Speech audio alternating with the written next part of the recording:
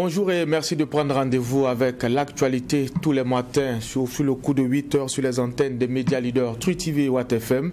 Vous êtes à l'émission Le Tribunal de l'actualité, 4e et avant-dernière convocation de la semaine.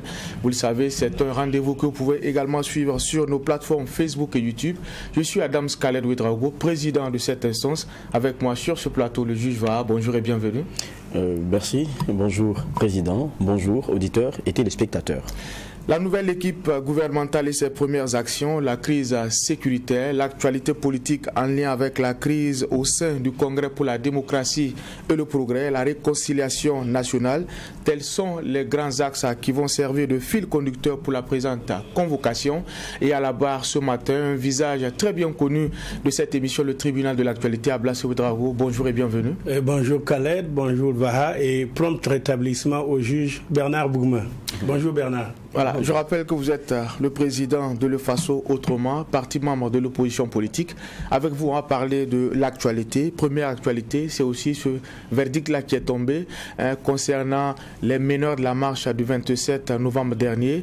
On connaît un peu les condamnations, 6 à 3 mois de prison avec sursis. Votre regard là-dessus, surtout que votre parti avait pris position pour demander la relaxe de ces derniers. Vous avez tout à fait raison, c'était notre position. Et disons que nous n'avons pas pour l'habitude de commenter les décisions de justice. La justice a dit la justice. Ce que je constate, c'est que ce verdict qui est assorti d'un sursis, c'est un verdict qui doit permettre à tous les protagonistes d'être contents. Ceux qui étaient inculpés avec leur sursis, sont sortis hier de la MACO. Donc, ils ont retrouvé leur famille. Un d'entre eux, d'ailleurs, m'a passé un coup de fil. Et ceux qui ont porté plainte aussi trouvent satisfaction parce qu'il y a condamnation. Donc, nous pensons que c'est dans le sens d'aller à l'apaisement, comme nous l'avons demandé, que ce verdict a été prononcé. Mais, ce n'est pas pour autant qu'on doit baisser les bras. Le Burkina Faso est un pays de droit.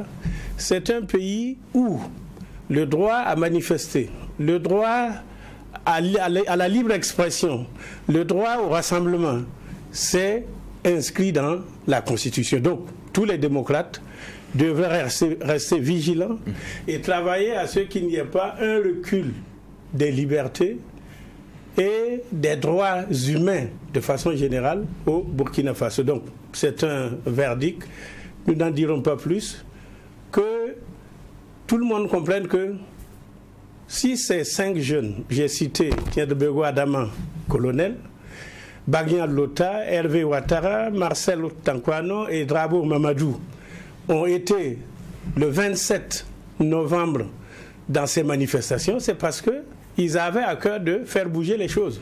Et c'est ce qui est arrivé. Et moi, je dis et je répète ici que le président Kaboré devrait remercier ces jeunes-là parce que sans la manifestation du 27 novembre, il n'y aurait pas eu toutes les décisions qui sont en train d'être prises dans l'intérêt supérieur de la nation. D'accord, vous l'avez dit. Ils leur ont donné un coup de main. Alors, cette marche-là, c'était pour dénoncer la dégradation de la situation sécuritaire. Au niveau du chef de file de l'opposition, il y avait également une prise de position. Vous avez à son temps lancé un ultimatum d'1 mois demandant au chef de l'État, en tout cas, de trouver des solutions à la situation. Le délai imparti, en tout cas, s'est épuisé. On a eu hier le chef de file de l'opposition politique ici au tribunal de l'actualité.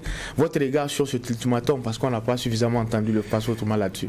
Non, je pense qu'il faut comprendre que le chef de file de l'opposition, Kombouego, traverse une période assez difficile à l'intérieur de son parti et il lui est difficile, soyons humains, qu'il s'occupe d'autre chose.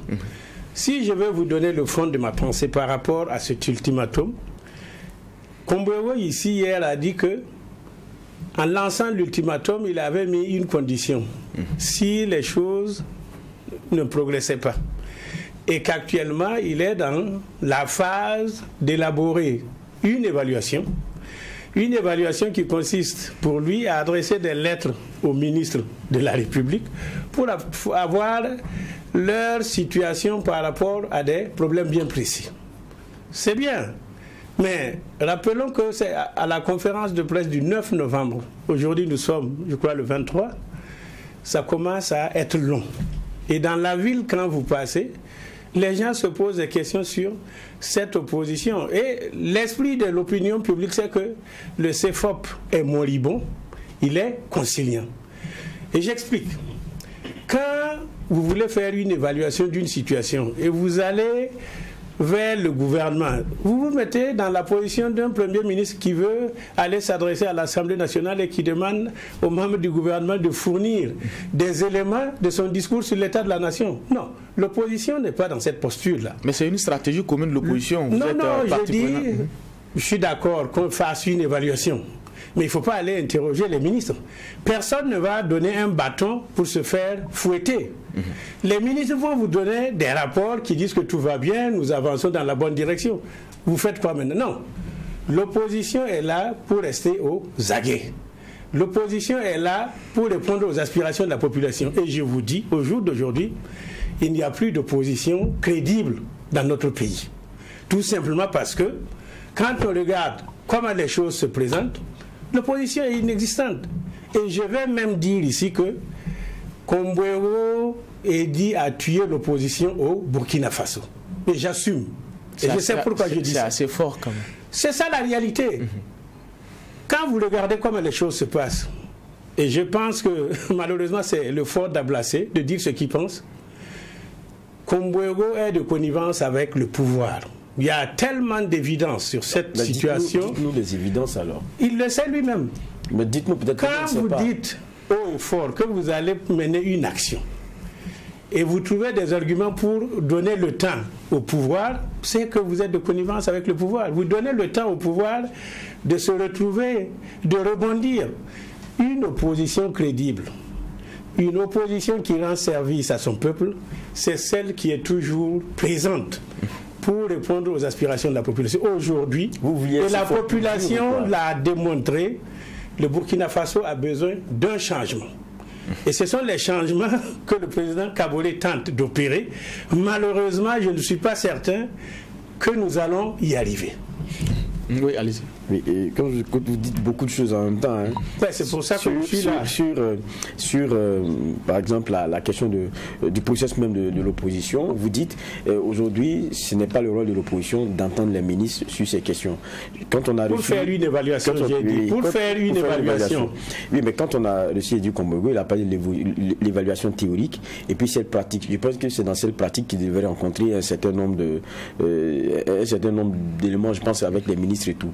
Mais lorsqu'il y avait le dialogue direct, vous-même, je pense que vous y participiez. Tout à fait. Mais l'opposition a demandé quoi? À entendre les ministres, encore ceux de la sécurité et de la défense? Mais c'est ce que le dialogue politique a décidé, qui est en cours. Mais en allant à ce dialogue politique, l'opposition savait ce qu'elle voulait. Je dis et je répète ici, quand vous êtes de l'opposition, ne vous attendez pas à ce que un membre du gouvernement vous dise le contraire de ce que vous pouvez entendre. C'est pas possible. Mais je veux dire que si dans le dialogue direct, vous-même, en tant qu'opposition, avez demandé à entendre les ministres de la Défense et de la Sécurité sur la question qui est prégnante, l'offre sécuritaire aujourd'hui et son arrimage à notre réalité, si vous aviez voulu les entendre, ça veut dire que c'est dans le rôle d'une opposition. Nous sommes allés les entendre parce que nous avions des informations que nous-mêmes nous avions recherchées. On n'a pas cherché les informations. On est allé confronter ce que nous avions dans nos dossiers avec ce qu'eux ils sont venus nous dire. On a écouté Edi Kombouego hier, il a dit la même chose. On a une évaluation théorique, maintenant on veut une pratique, donc c'est une genre de confrontation aussi. C'est ce que je vous dis. Toute opposition responsable doit avoir ses canaux d'information. Toute opposition crédible doit avoir ses mécanismes. On ne doit pas s'asseoir et attendre que le gouvernement nous donne des informations. J'ai l'impression que quand on vous écoute, vous reprochez à Edi Kombouego, chef des files de l'opposition politique, d'être mou. Il ne bouge pas. Vous vouliez quoi? Qu'il lance des marches, qu'il soit comment? C'est qu'il réponde aux aspirations de la population. Comment? Par exemple, pour la marche du 27, Kombouego a dit nous soutenons mais nous ne participons pas. Où on va? On ne peut pas s'asseoir entre deux chaises. Vous savez, l'opposition, ce n'est pas tout le monde qui peut être opposant. Il faut avoir des convictions. Quand vous êtes dans une posture où vous avez des intérêts à sauvegarder ailleurs, ne venez pas à l'opposition. M. Ablassé était à la marche du 27? J'étais malheureusement absent du territoire. Je suis allé voir mes enfants. J'ai programmé ce voyage avant que le 27 n'arrive. Sinon, vous seriez là-bas. C'est trop tard. Que j'y sois ou que je n'y sois pas, l'opération a été déjà menée. D'accord. Vous avez parlé d'Edi Kombouego. Il est chef de file de l'opposition politique. Son parti, le CDP, traverse une crise. C'est vrai qu'il a été réélu à la tête, justement, de ce parti-là. Votre regard là-dessus, on l'a dit, il est chef de file de l'opposition. Est-ce que cette crise impacte aujourd'hui, je dirais, la stratégie de l'opposition, le fonctionnement de l'opposition, en tout cas le SOFOP de façon générale? Je pense que dans toutes les partis, il arrive qu'il y ait des crises. Mais un parti aussi important comme le CDP, la crise est encore plus d'importance. Moi, mon souhait, c'est que les frères et les amis du CDP se retrouvent rapidement, calment le jeu, ramènent la paix au sein de leur parti pour que le Burkina Faso soit dans la paix. Mais je ne suis pas naïf. Kombouego a présenté les résultats de son 8e congrès, du 8e congrès du CDP. Tous les membres du CDP n'étaient pas dans ce congrès. Et je me dis que le 8e congrès n'est pas la conclusion de la saga que nous allons assister. Parce que, ne nous leurrons pas, ne soyons pas naïfs, les protagonistes n'ont pas mis un point final à la lutte au sein du CDP. Et je me dis que dans les prochains jours, dans les prochaines semaines, il y aura des rebondissements. Maintenant, notre problème au sein du CFOP, c'est que le CDP affaiblit le CFOP, affaiblit l'opposition. Et c'est ça notre drame. En ce moment précis de la lutte des populations burkinabées pour obtenir la sécurité, pour obtenir des meilleures conditions de vie, pour obtenir des conditions de développement, ce n'est pas le moment d'avoir une opposition moribonde. L'opposition doit être vigoureuse, une opposition responsable, une opposition républicaine qui mette la pression sur le gouvernement pour que ce que la population exprime puisse être concrétisé. Et je dis qu'encore une fois, la situation que traverse le CDP n'arrange pas le CFOP, tout au moins l'opposition. Et notre espoir est que très rapidement, les choses se clarifient au niveau du CDP pour que nous ayons un CFOP légitime et légal. Parce que jusque-là, nous sommes dans une situation d'incertitude. Et je dis encore une fois, les exemples sont là. Il n'y a pas longtemps, il y a quelques années, le PAI avec Philippe Ouedraogo et le défunt Touré Souman, la conclusion a été la création de 2 partis. Près de nous, en Côte d'Ivoire, Laurent Gbagbo a Finguessan, la création de 2 partis. Donc, nous sommes dans une situation d'incertitude qui compromet les activités et les actions de l'opposition. Ce que vous dites, c'est vraiment assez clair. On ne peut pas, dans la situation là, se dire qu'il n'y aura pas d'impact. Parce qu'on a un CFOP, c'est vrai, c'est lui l'institution, mais il est aussi concentré sur ses affaires domestiques, donc celle de son parti. Tout à fait. Mais il y a sa mission qui est celle du porte-parole. C'est un porte-parole. Il a un cadre qui est celui composé des partis de l'opposition que vous êtes. Est-ce qu'il n'y a pas un rôle ici qui devrait être le vôtre dans cette situation qui peut ne pas durer aussi? Est-ce que ce cadre-là, lui, ne devrait pas peser outre mesure? Parce que à la fin, le CFOP, c'est... Pourquoi? Vous parlez de la situation dans laquelle nous sommes, où l'opposition doit jouer un rôle. Mais c'est vrai que celui qui l'incarne, incarne ce porte-parole-là, l'institution, il est affaibli, c'est lui le CFOP. Mais il y a un cadre dont vous êtes membre. Tout à fait. Et dont il porte la parole, c'est tout. Mais c'est vous qui décidez, c'est vous qui ensemble travaillez. Est-ce que vous n'avez pas là un rôle à jouer? Vous savez, quand vous êtes un leader, il vous faut le grain du rassemblement, le grain de la gestion des hommes. Quand vous êtes un manager, un leader, et vous pensez qu'il n'y a que vous seul, vous allez tout droit dans le trou. Et malheureusement, au jour d'aujourd'hui, j'ai dit que le CFOP tel qu'il fonctionne ne me donne pas satisfaction. Et si on avait un CFOP fort, un CFOP crédible, tout ce que le peuple demande comme changement pourrait avoir lieu. Donc, il faut accepter quand il y a un mal, qu'on le définisse. On trouvera le médicament. Je dis encore une fois ici de façon solennelle que le CDP très rapidement balaie sa maison pour nous donner donc un chef de file crédible, un chef de file qui peut conduire réellement l'opposition et le peuple vers les changements que demande le peuple. C'est vrai que très souvent, lorsqu'on entend M. Ablassé Ouédraogo sur les postures de l'opposition, quelquefois, lui-même, en faisant partie, se dit souvent, écoutez, la posture n'est pas bonne. Voilà. On se rappelle sur la question du dialogue direct avec la rupture de banc. Vous avez dit, attention, il ne faut pas le dialogue. Et lorsque il s'est agi de se retirer même de toutes les instances et tout, qu'il y avait en discussion, vous avez dit, attention, ce n'est pas le moment. Il faut dialoguer toujours. Mais est-ce que à l'intérieur, je vais parler de votre CFO, est-ce qu'à l'intérieur, en définitive, c'est un consensus? Ou bien, comment ça se fait qu'à chaque fois, Ablassé, lui, il sort, quand on finit d'avoir une posture commune, on dit non, moi je ne suis pas d'accord, il ne faudrait pas qu'on fasse ça. C'est quoi le problème de Ablassé? Ablassé compte dans l'opposition. Il faut qu'on écoute ses arguments. Si vous apparemment, vous n'êtes pas écouté à l'intérieur. Moi, écoute, dans le CFOP, là, dans le cadre de concertation, chaque parti, chaque entité conserve son indépendance et son autonomie. Donc, ce que je fais, je le fais dans le cadre d'une opposition républicaine.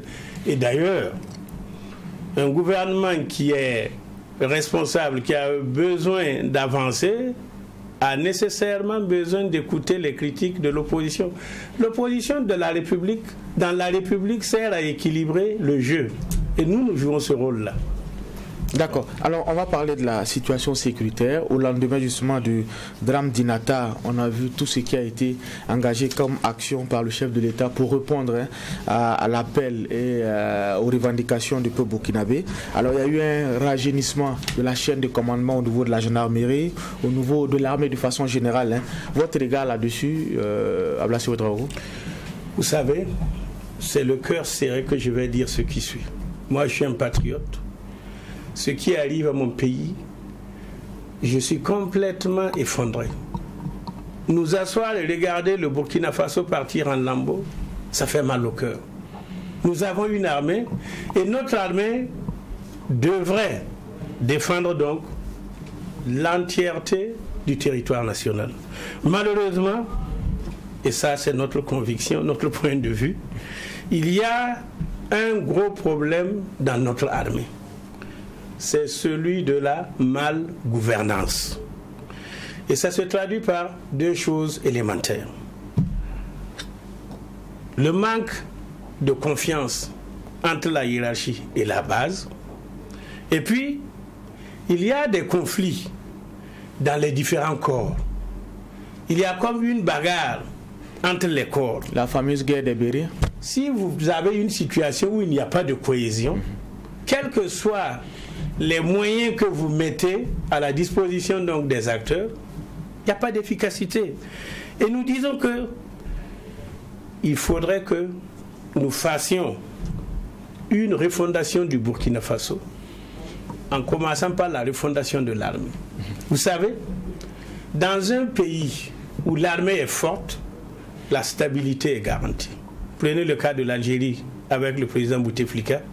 Bien qu'étant sur une chaise roulante, le fait que l'armée soit puissante, le pays est resté stable. Prenez l'Égypte.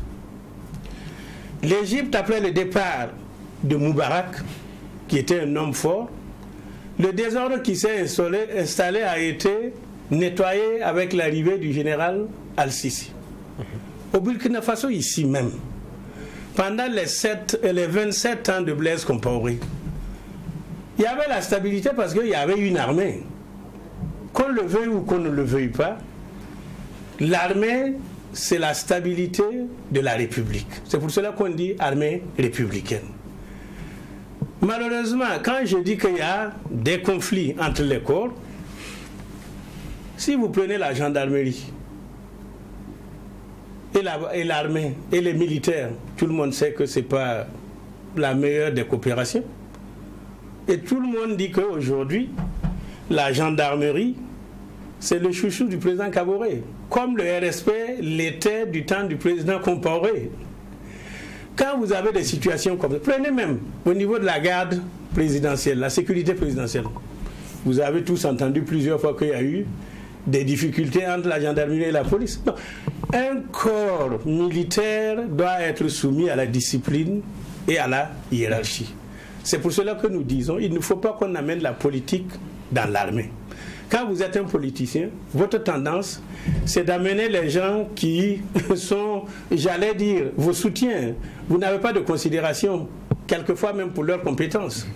Dans l'armée, c'est la discipline, c'est la hiérarchie, c'est la compétence. Donc si vous voulez appliquer ce qu'on fait en politique dans l'armée, vous installez le désordre. Je dis encore une fois, le Burkina Faso a besoin d'une refondation. Si on ne se remet pas en cause, si on ne se remet pas en question pour trouver de nouvelles voies pour avancer, notre pays va sombrer, notre pays va disparaître. Et je dis encore une fois, l'armée républicaine, c'est la base de la stabilité dans tous les pays. Vous avez parlé de bonne gouvernance. Au niveau de l'armée, il y a un rapport qui a été demandé par le chef de l'État. Il l'a reçu. Il y a même eu des mesures conservatoires qui ont été, en tout cas, engagées. 2 officiers de gendarmerie relevés de leurs fonctions. Le rapport est transmis à la justice pour que, justement, celle-ci puisse faire ce qui doit être fait. On annonce une opération main forte. C'est quand même des actions assez considérables. Tout ça pour ça. Rappelez-vous que le président Kaboré a rejeté le premier rapport. C'est ça, non? D'abord, on ne rejette pas un rapport. On reçoit le rapport et on dit, je l'ai regardé, mais j'ai besoin d'un complément d'information. Quand vous dites que vous rejetez, ça veut dire que vous-même, vous savez ce que le rapport aurait dû présenter, mais ce n'est pas là. Donc, faites vous-même le rapport.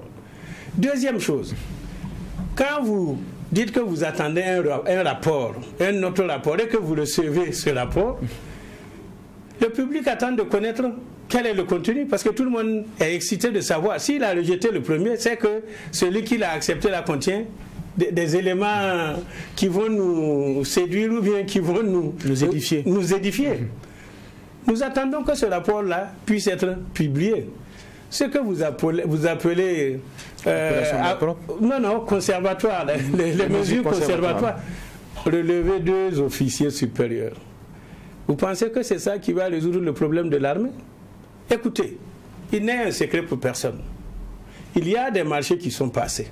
Tout le monde lit sur les réseaux sociaux, dans les journaux, qu'il n'y a pas de propriété dans l'achat des armes, dans l'achat des hélicoptères. Mais comment? Les 700 et quelques, le budget qui est alloué à l'armée, les gros montants qu'on n'arrive même pas à dépenser. Et en même temps, vous voyez sur le terrain que nos pauvres, les jeunes militaires sont affamés. Ils n'ont pas d'équipement. Est-ce que c'est normal? Et d'ailleurs, moi, ce qui me gêne, c'est que notre armée est dans une situation d'attente. On attend qu'on vienne nous attaquer avant que nous réagissions. C'est pour cela qu'on a les morts. Pourquoi notre armée ne peut pas prendre l'initiative d'aller attaquer les autres, d'aller chasser les autres? Je vous dis, nous avons besoin d'une refondation de tout le Burkina Faso, y compris l'armée. Si je prends par exemple ce qui s'est passé le 14 novembre à You, pas loin de Titao, et le documentaire de Omega qui a été diffusé ces derniers jours est tellement édifiant. On ne comprend pas comment ce sont des VDP venus de Wayouga qui doivent escorter des militaires pour les amener à la base de Solé, au détachement de Solé. Des VDP qui encadrent des militaires. Ça devait être le contraire. Nous disons, la mort de ces 13 VDP plus un civil, c'est 14 personnes. Le 9 novembre, à Titao, là, à You c'est le village, c'est au bord d'une colline, devrait faire l'objet d'une enquête pour qu'on situe les responsabilités. On ne peut pas laisser sous silence ces situations-là. Et puis, de grâce, le pays là, on doit le défendre tous. Mettons notre bonne volonté. Travaillons ensemble. Et j'ai dit, il y a des militaires radiés. Il y a des policiers radiés, il y a des gendarmes radiés depuis 2011. Ils sont au nombre d'environ 1 millier. Ce sont des gens qui savent déjà manier l'arme. Pourquoi ne pas mobiliser cette force qui existe là et parler au plus pressé au lieu de dire oui, si on les amène, peut-être qu'ils vont avoir un esprit de revanche. Non. Pour l'instant, la priorité du Burkina Faso, c'est la défense de son territoire. Et dans la défense du territoire, aucune personne n'est de trop. Même ceux qui sont actuellement en prison en train de purger leur peine à la Maka, à la Mako, ce sont des militaires. Au lieu de chercher à recruter des nouvelles personnes qu'il faut former, cela prend du temps, ayons le courage de prendre ceux qui peuvent nous aider à nous tirer d'affaire. Le reste, on gérera après. Ok, juste voilà. Oui. Vous disiez, il faut de nos fondations, et cela à tous les niveaux. Vous parlez de l'armée, mais tout à l'heure, vous disiez, un pays stable, c'est celui qui compte d'abord sur une armée républicaine et tout. Vous parliez de l'Égypte, vous avez cité l'Algérie et tout. Et puis vous avez dit quelque chose qui pour moi n'est pas passé inaperçu, que sous Blaise, on avait une armée. Oui. Maintenant, elle s'est déstructurée quand? Parce que quand on écoute le président du Faso, il ne cache pas que ce qu'on a aujourd'hui, c'est les avatars d'une armée structurée sur la base d'autres intérêts et qui aujourd'hui font face à une réalité sécuritaire. Est-ce que lui... Attention, mais je dis, donc vous nous dites ici que sous Blaise, il y avait une armée, oui. Elle s'est déstructurée quand? Écoutez, le président Kaboré était le premier compagnon du président Compaoré, président de l'Assemblée nationale, premier ministre, plusieurs fois ministre. Écoutez, tout ce qui se passait dans la République, il est au courant, non? Au début de son mandat, ils ont commencé à dire que c'est Blaise Compaoré et son régime qui alimente le djihadisme. Aujourd'hui, la réalité est que ce n'était pas vrai. Ce sont les Burkinabés eux-mêmes qui alimentent le terrorisme aujourd'hui. Ça fait 6 ans qu'il est au pouvoir. Ça fait 6 ans qu'il essaie d'éradiquer le terrorisme. Résultat aujourd'hui, échec lamentable. Ce n'est pas la solution, Europe. Ce n'est pas la réponse. Oui, mais on avait une armée qui était quand même armée sur la conservation d'un pouvoir. Aujourd'hui, la réalité qu'on a... Il n'y a pas d'armée parce que c'est ce que je vous ai dit. Il n'y a pas de cohésion au niveau de notre armée. Il y a des conflits dans notre armée. Conflits dans les corps, conflits entre les corps. Et ça, c'est arrivé après Blaise, c'est ce que vous voulez dire? Nous vivons actuellement cette situation. Je pense que pendant les 27 ans de Blaise, on n'a pas connu ce genre de différends. Oh non, ne dites pas ça. Donnez-moi des exemples. Donnez-moi des exemples. Vous parliez tout à l'heure de la gendarmerie. Je prends un cas simple et je prends vos propos à vous. Oui. Que la gendarmerie a aussi chuchoté tout à fait. Le RSP sous Blaise. C'est vrai. Ne serait-ce que ce que vous dites là montre clairement que c'est pas la question de cohésion ou de préférence, c'est pas quelque chose qui a commencé aujourd'hui. Monsieur Vaha, le président Kaboré, combien de chefs d'état-major généraux il a changé depuis 6 ans? Combien de ministres de la Défense il a changé depuis 6 ans? Les nominations qu'il est en train de faire sous la pression de la marche du 27, mais ce n'était pas dans l'armée. C'est lui le commandant suprême. Il est comptable de ce qui arrive au Burkina Faso. À partir du moment où, conformément à la Constitution, il a prêté serment en disant « Je jure de protéger les Burkinabés, de défendre le territoire national, de protéger les biens des Burkinabés. » Ne fuyons pas la réalité. Aujourd'hui, Roch Kaboré, c'est le commandant en chef des armées. Toute la responsabilité de l'armée est sous lui. Et je dis, il cherche les solutions, mais il ne trouve pas. Si vous prenez par exemple l'actuel chef d'état-major général, il a servi Gilbert Ouedraogo. Il a servi sous 2 chefs d'état-major généraux. Salou, et puis, qui est ambassadeur actuellement en Algérie, et Minungu qui vient de descendre. Aujourd'hui, c'est lui le chef d'état-major général. Tout le monde savait qu'entre Minungu et Gilbert, il n'y avait pas l'entente, tout simplement parce qu'il y avait des frustrations. Gilbert était le plus ancien, Minungu est venu, on l'a bombardé général. Vous savez, il faut être responsable, il faut savoir prendre les bonnes décisions. Et je dis, notre armée a besoin d'être refondée. Alors, ok, vous dites qu'il y a trop de frustration, il faut aller vers la réconciliation nationale. Tout à fait. Il y avait une structure, la CODER, qui portait justement cet idéal-là. Qui a travaillé pour ça, oui. Que devient la CODER? La CODER existe. Et nous sommes fiers de dire que nous sommes CODER, tout simplement parce que depuis 2016, le 16 octobre 2016, que la CODER a été installée, du travail a été fait. Et ceux qui ne croyaient pas à la réconciliation aujourd'hui savent que c'est la seule alternative pour notre pays de s'en sortir. Et tenez-vous bien compte que même le président Kaboré, à qui la CODER a remis le 13, c'était un mardi, 13 février 2018, le rapport sur la réconciliation nationale, était réticent à aller vers les recommandations de la CODER. Aujourd'hui, la réconciliation nationale est le pilier du programme du deuxième quinquennat de Roch-Marc Christian Kaboré. Rappelez-vous que pendant la campagne électorale, je ne sais pas s'il était sincère, il a demandé qu'on vote pour lui et qu'il réglerait le problème de la réconciliation nationale dans le premier semestre du mois de 2021. Aujourd'hui, nous sommes au second semestre, rien n'est fait. On a programmé le forum sur la réconciliation nationale du 17 au 23 janvier. Nous sommes à 25 jours de cette manifestation, de cet événement. Personne ne voit les choses bouger. Et je suis comme saint Thomas. Tant que je ne touche pas, je n'y crois pas. Et je dis ici, devant vous, messieurs les juges, le forum n'aura pas lieu. Le forum n'aura pas lieu tout simplement parce que ce sont des contraintes. On a ouvert le procès sur l'assassinat de Thomas Sankara. On pensait qu'on allait le terminer avant le forum. Hélas. Mais si attendez que je termine mon raisonnement. On ne va pas conclure le jugement sur Thomas Sankara avant longtemps. Et tant qu'on n'a pas les résultats du jugement de Thomas Sankara, on ne peut pas bouger. Et c'est pour cela que nous, à la CODER, nous avons dit, nous mettons la justice au cœur du processus de la réconciliation nationale. Et pour faciliter les choses, nous disons, utilisons ce qu'on appelle la justice transitionnelle, qui est une justice qui apaise les cœurs, qui est une justice qui permet la réparation, qui est une justice qui permet de dire la vérité parce que les gens se parlent, qui est une justice qui empêche qu'il y ait répétition. Ce sont des avantages.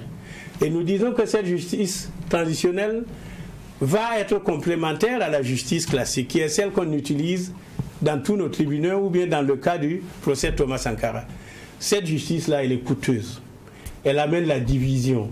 C'est une justice qui prend trop de temps. Et je dis, par rapport justement au processus de la réconciliation nationale, il faut une volonté politique. Une volonté politique démontrée au haut sommet. Nous ne sentons pas ça. C'est pour cela que j'ai dit, pauvre Burkinabé, vous savez ce que vous voulez, malheureusement, ce n'est pas ce qu'on est en train de vous servir. Okay. Le président du Faso a pris des engagements concernant la réconciliation nationale, notamment pour le retour des exilés politiques. Pour le cas les cas emblématiques, Blaise Compaoré, Zida, pour le cas de Blaise, par exemple, tout a été mis en œuvre. La résidence qui devait l'accueillir, en tout cas le chef de l'État l'a dit, la résidence qui devait l'accueillir a été prête. Peut-être pas personnellement, le chef de l'État l'a dit. C'est un discours officiel, une déclaration officielle. Alors, qu'est-ce qui coince? Vous avez eu la chance de rencontrer Zida, vous l'avez dit, lors de votre voyage au Canada. Qu'est-ce qui fait, par exemple, que Zida ne rentre pas au Burkina? Je vais vous dire toute la vérité sur ce que je sais dans le processus de réconciliation en cours ici. Le 14 novembre, c'était dans la soirée, j'ai eu le plaisir de recevoir l'ancien premier ministre, le général Zida, Isaac Yacouba, à Gatineau. Gatineau, c'est à 20 minutes de Ottawa. Nous avons passé 4 heures. Et nous avons naturellement disséqué ce qui se passe au pays. Et j'aime autant vous dire que voilà un homme qui est meurtri par la situation sécuritaire de notre pays. Il a exprimé sa disponibilité et ses bonnes dispositions à apporter ses contributions, naturellement si on les lui demande, pour aider à endiguer l'insécurité et pour aider à concrétiser la réconciliation nationale. Et dans nos discussions, il me dit ceci. Président Ablassé, par rapport à la réconciliation nationale, c'était il y a 1 mois que c'était début novembre au Canada. Il dit, il y a seulement 2 mois, donc ça fait 3 mois aujourd'hui, que j'ai eu un contact téléphonique avec le ministre d'État, Zéphirin Diable. Un contact téléphonique, et ça s'est arrêté là. Il n'y a pas eu d'autres approches. Moi, la question que je me pose, si on voulait vraiment de la réconciliation nationale, pourquoi est-ce que le ministre en charge de la réconciliation nationale, comme il est allé voir le président Compaoré à Abidjan, il ne peut pas se déplacer pour aller échanger avec Zida pour voir comment organiser son retour. Zida est assis là-bas, il a la bonne volonté, la bonne disposition, mais ça m'étonnerait qu'il vienne ici maintenant parce que rien n'est fait pour l'encourager à venir. Mais lui-même a annoncé son retour à un moment donné. Ça, c'était pour les activités politiques. Je parle de la réconciliation nationale. Deux choses différentes. Quand on prend le cas du président Compaoré, c'est vrai, c'est ce qui se dit. Mais la famille du président Compaoré aussi a des exigences. Vous ne pouvez pas dire venez habiter ici sans savoir si le monsieur est d'accord pour habiter à la localisation de la maison que vous avez indiquée. Non, il y a des problèmes à régler. Et il faudrait que ceux qui gèrent ce dossier de la réconciliation nationale, à commencer par le président Kaboré, ne fuient pas le problème. Ça va les rattraper de toutes les façons. D'accord. Si la réconciliation n'est pas faite sous Roch Kaboré, elle se fera sans eux. D'accord. Ablassé Ouedraogo est notre convoqué du jour, président de l'EFASO autrement. Alors on va parler du nouveau gouvernement. Il y a une nouvelle équipe au niveau de l'exécutif depuis le 13 décembre dernier. Lassina Zerbo à la tête de ce gouvernement-là. Parlez-nous un peu du profil du monsieur, son choix. Est-ce que vous êtes satisfait? Laissez-moi sourire d'abord. Dans son discours du 25 novembre, vendredi soir, à 23h30, ce n'est pas une heure pour adresser... Le discours du chef de l'État. Voilà, le discours du chef de l'État. Le président s'est engagé à mener un gouvernement resserré et soudé. Le 13 décembre, à la suite de la prise de fonction du Premier ministre Zerbo Lassina nommé le 10 décembre, on a eu la publication de la composition. De 34, on est passé, de 34 ministres dans le précédent gouvernement, on est passé à 26. Bon, il y a un resserrement. Maintenant, est-ce que ce resserrement-là répond aux attentes de la population? La priorité annoncée par le président, c'est la lutte contre l'insécurité. Dans le gouvernement qu'il a fait, jeudi, il aurait pu mieux faire. Parce que le ministère de l'eau et de l'assainissement n'a pas besoin de rester en tant qu'autonome. On aurait pu amener le ministère de l'eau et de l'assainissement avec ce qu'ils ont appelé, c'est un mot pompeux, transition écologique, ça ne veut rien dire. Ministère de l'environnement et des eaux et de l'assainissement, ce qu'on appelait dans le temps ministère des eaux et forêts. Économie d'un département. Vous prenez le ministère de la Santé, encore des mots pompeux. Ministère de la Santé, du bien-être et de l'hygiène publique. Quand on parle d'hygiène, c'est quoi? C'est pas dans l'assainissement? Bien public, c'est quoi? C'est pas dans les affaires sociales, dans l'action sociale? Ministère de la Santé et de l'action sociale aurait suffi. Dans le temps, on disait ça. Ministère de la Santé et des affaires sociales. Et ça marchait. Alors, l'autre gros problème, ils ont amené ce qu'ils ont appelé ministère de la prospective et des réformes structurelles. Vous savez, nous tous qui avons évolué dans la fonction publique internationale, et tous les économistes savent que la prospective c'est quelque chose de bien. Mais actuellement là au Burkina, notre priorité c'est quoi? C'est reconquérir le territoire national. On n'a pas le temps de faire des études. La prospective c'est très bien. D'ailleurs, au Burkina Faso ici, nous avons ce document qui traite du développement du Burkina jusqu'en 2025. On est en train de l'évaluer. C'est dans ce cadre-là que la prospective peut avoir sa place. Mais aujourd'hui, parler de prospective, ça n'a pas de sens.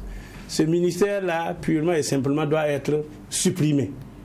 Supprimé parce que le PNDS a été élaboré, adopté, on cherche à le financer. C'est sur 5 ans. Vous avez une préoccupation prioritaire, la reconquête du territoire. Et vous allez dépenser votre énergie, vos moyens, sur quelque chose qui n'est pas urgent. Je dis, le président Kaboré aurait pu mieux faire dans... Alors, par rapport aux hommes et aux femmes qui composent le gouvernement, n'ayons pas d'a priori. C'est devant le mur qu'on connaît, ou qu'on le connaît, le bon maçon. Donnons-leur un peu de temps. Mais ce que je sais, par rapport Et c'est votre question. Au Premier ministre lui-même, je ne le connais pas. Je l'ai vu sur les réseaux sociaux avec des photos avec les grands de ce monde. Ce n'est pas les photos avec les grands de ce monde qui indiquent que vous avez un quelconque poids dans le monde. Nous tous, nous avons des photos avec les Bill Clinton, avec les George Bush, avec les Javier Pérez de Cuellar, avec les Boutros Ghali, avec les Kofi Annan, avec des chefs d'État. Mais comment on fait pour avoir une photo? Vous allez à une réception, vous signalez au photographe, là, s'il vous plaît, je veux saluer le président Khaled, faites-moi une photo. On vous fait la photo.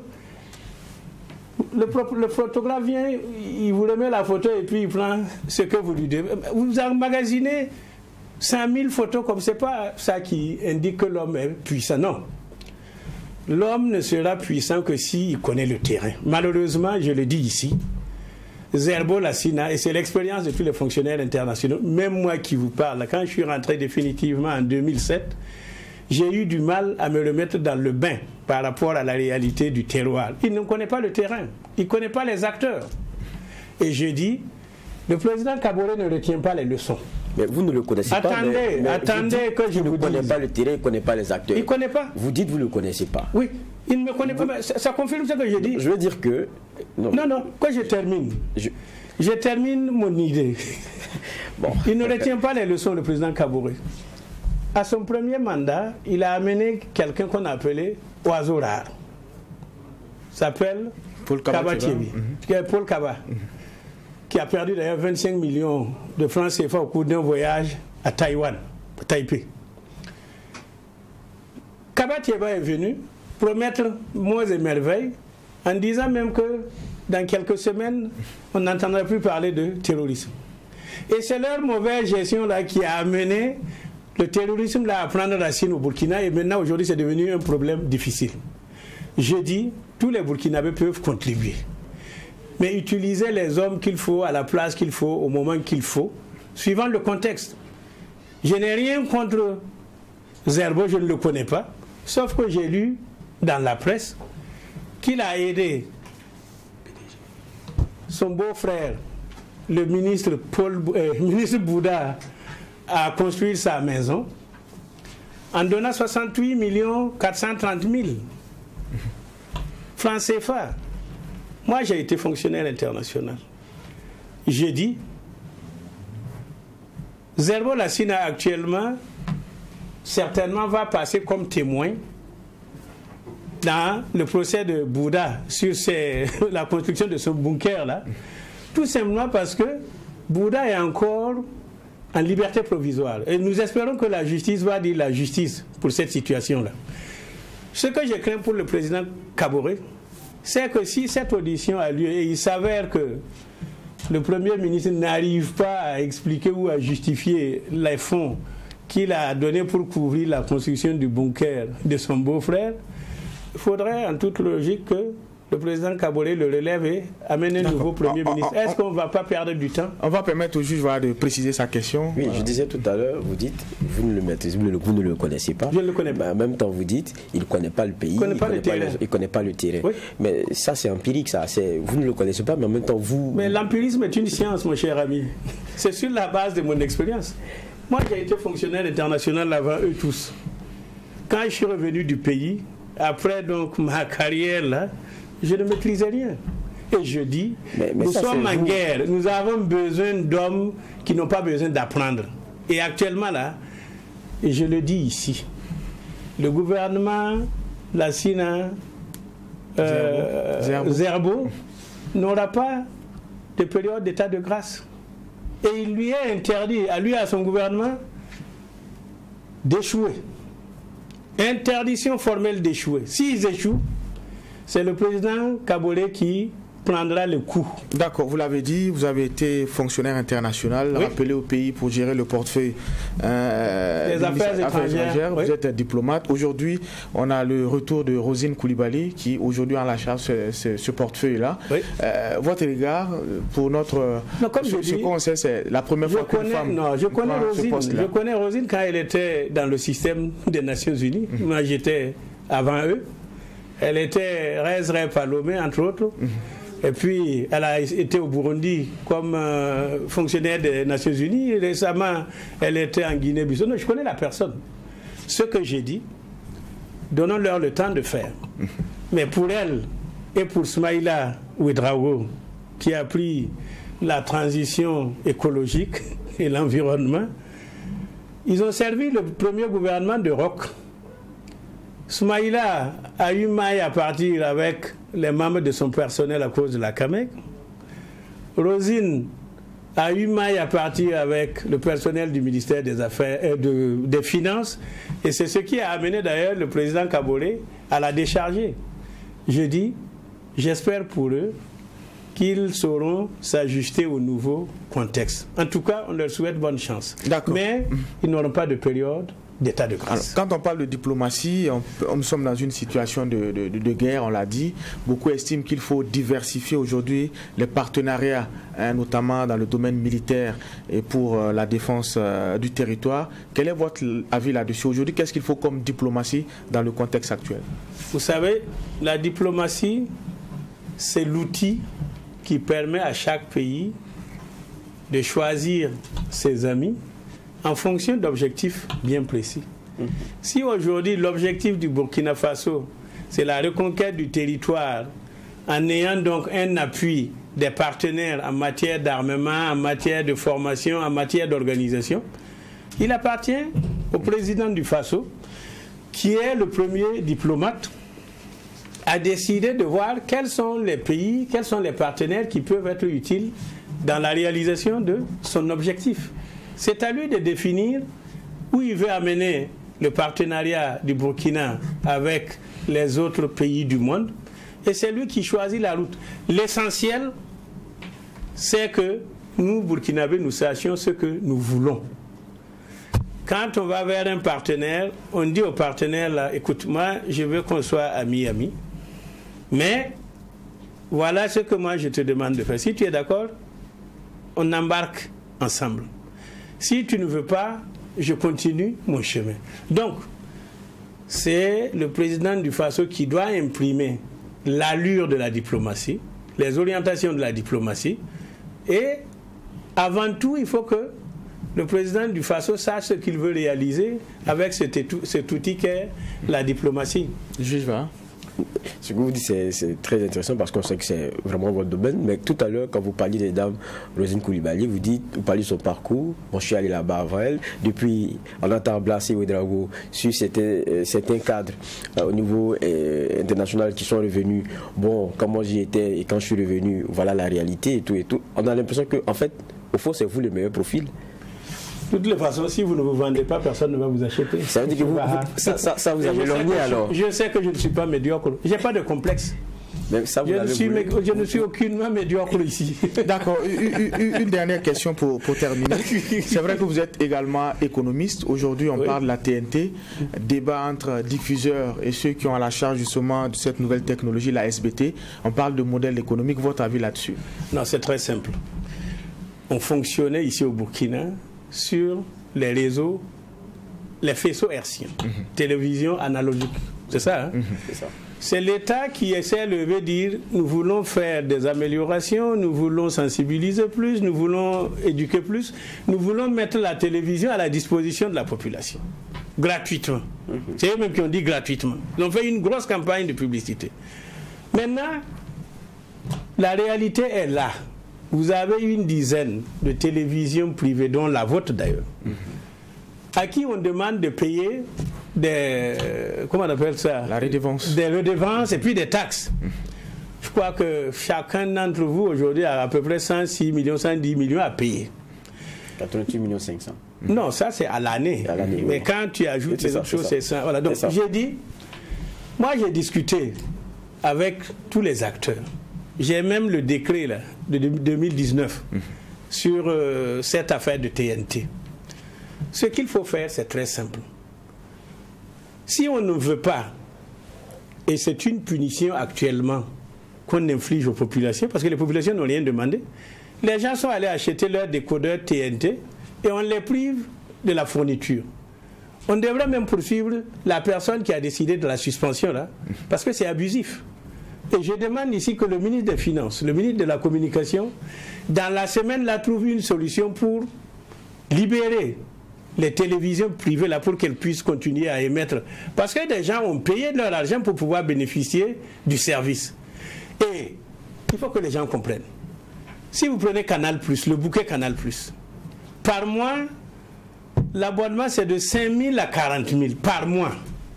Si on opte pour la TNT là, de faire payer, si on demande à chaque abonné de payer seulement 500 francs, c'est-à-dire 6 000 francs par an, ce qu'on paye par mois à Canal+, le problème est résolu. Ça va donner 8 milliards. La société de télédiffusion demande seulement 2 milliards. Donc c'est raisonnable. Et combien 500 francs? C'est pas énorme. Maintenant, comme c'est l'État qui s'est engagé, et nous savons qu'au moment du lancement, on a proposé au gouvernement de faire payer 2 000 francs CFA pour l'abonnement. Le président du Faso a dit non. On a dit que ça va être gratuit, laissons ça gratuit. Comme ça va être gratuit, que l'État s'assume. 2 milliards peuvent être prévus sur le budget annuel de l'État et on prend ça pour la société de télédiffusion. Ou bien même, on vient d'économiser combien de ministères? Ça va faire des économies d'argent, non? Mais appuisons dedans et donnons la fourniture aux populations qui n'ont rien demandé. C'est l'État qui les a encouragés à aller vers le TNT. Donc pour moi, la solution est simple. Il faut que l'État n'abuse pas de la confiance des populations et des téléspectateurs. Ablasse Ouedraogo, merci. Vous êtes le président. Je n'ai pas terminé. Très rapidement, nous sommes plus par. Je voudrais, comme nous sommes à l'orée de la nouvelle année, implorer Dieu le Tout-Puissant qu'il donne au Burkina Faso la paix, la sécurité, l'entente et surtout la réconciliation. Sans réconciliation, nous n'allons pas nous en sortir. Que Dieu éclaire tous les Burkinabés pour qu'ils s'engagent sur la voie de la réconciliation nationale. Merci Ablasse Ouedraogo, mais ce n'est pas exclu qu'on se retrouve avant 2022. C'est l'actualité qui commande. Merci en tout cas beaucoup. Les invitations et les convocations au tribunal de l'actualité. Merci d'être passé. Avec vous, on a parlé en tout cas des questions sécuritaires du nouveau gouvernement et les actions attendues, la crise au sein du CDP. Juge Vaha, merci pour les clés de lecture. Alors c'est ici qu'on va mettre un point final à la présente convocation et se donner rendez-vous demain pour la même mission. Poser un regard critique sur l'actualité, mais en attendant, restez fidèles au programme des médias leaders True TV et Watt FM.